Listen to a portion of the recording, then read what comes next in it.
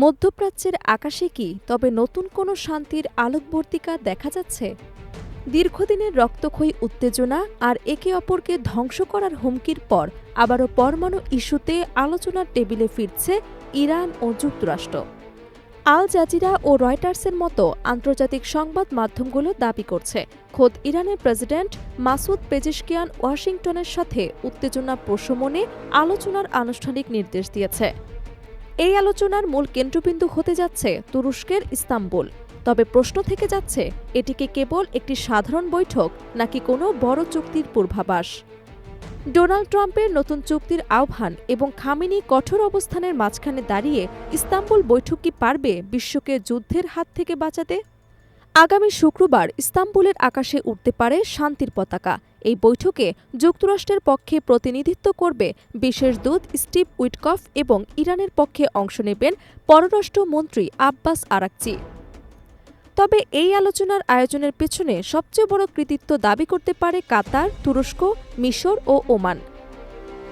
মধ্যপ্রাচ্যের এই দেশগুলো নিরলসভাবে তেহরান এবং ওয়াশিংটনের মধ্যে সেতুবন্ধন তৈরির কাজ করে গেছে। ইরানের পররাষ্ট্র মন্ত্রণালয় থেকে জানানো হয়েছে, তারা ওয়াশিংটনের সাথে উত্তেজনা কমানোর লক্ষ্যে একাধিক কূটনৈতিক প্রস্তাব গুরুত্বের সাথে পর্যালোচনা করছে। ইতোমধ্যেই আব্বাস আরাকচি সৌদি আরব, মিশর ও তুরস্কের পররাষ্ট্র মন্ত্রীদের সাথে ফোনালাপ করে আঞ্চলিক সহযোগিতার বিষয়টি নিশ্চিত করেছেন। তেহরান এখন মনে করছে, যুদ্ধের চেয়ে আলোচনার টেবিলই তাদের অর্থনীতির জন্য বেশি সুফল বয়ে আনতে পারে। মার্কিন রাজনীতিতে ডোনাল্ড ট্রাম্পের প্রত্যাবর্তন এই আলোচনায় এক নতুন মাত্রা যোগ করেছে। গত জুনে ইসরায়েল ও যুক্তরাষ্ট্রের হামলার পর যখন সব আলোচনা থমকে গিয়েছিল, তখন ট্রাম্পের নতুন চুক্তির প্রস্তাব সবাইকে অবাক করে দেয়। ট্রাম্প প্রশাসন একদিকে আলোচনার কথা বলছে, অন্যদিকে পারস্য উপসাগরে একের পর এক যুদ্ধজাহাজ পাঠিয়ে সামরিক চাপ বজায় রাখছে। এটি পেন্টাগনের চিরচেনা কৌশল, এক হাতে আলোচনার প্রস্তাব, অন্য হাতে যুদ্ধের হুমকি। সামরিক বিশ্লেষকরা বলছেন, ট্রাম্প চান ইরানকে একটি দুর্বল অবস্থানে রেখে চুক্তিতে সই করাতে। তবে ইরানও ছেড়ে দেওয়ার পাত্র নয়।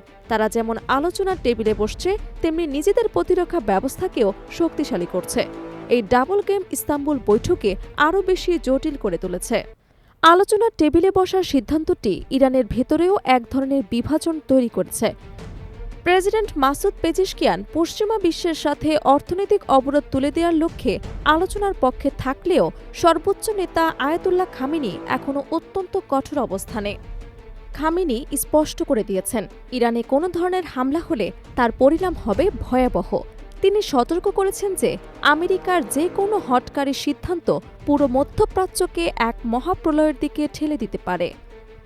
খামেনির এই হুঁশিয়ারি মূলত মার্কিন বিশেষ দূত স্টিভ উইটকফের জন্য এক বড় সতর্কবার্তা, যিনি ইস্তাম্বুলের আগে ইসরায়েল সফরে যাচ্ছেন প্রধানমন্ত্রী নেতানিয়াহুর সাথে দেখা করতে। নেতানিয়াহুর আপত্তির মুখেও কি যুক্তরাষ্ট্র ইরানের সাথে কোনো নমনীয় চুক্তিতে পৌঁছাতে পারবে? এটি এখন সবচেয়ে বড় প্রশ্ন। ইস্তাম্বুলের এই বৈঠক কেবল দুটি দেশের বিষয় নয়, এটি গোটা বিশ্বের জ্বালানি নিরাপত্তা এবং স্থিতিশীলতার সাথে জড়িত।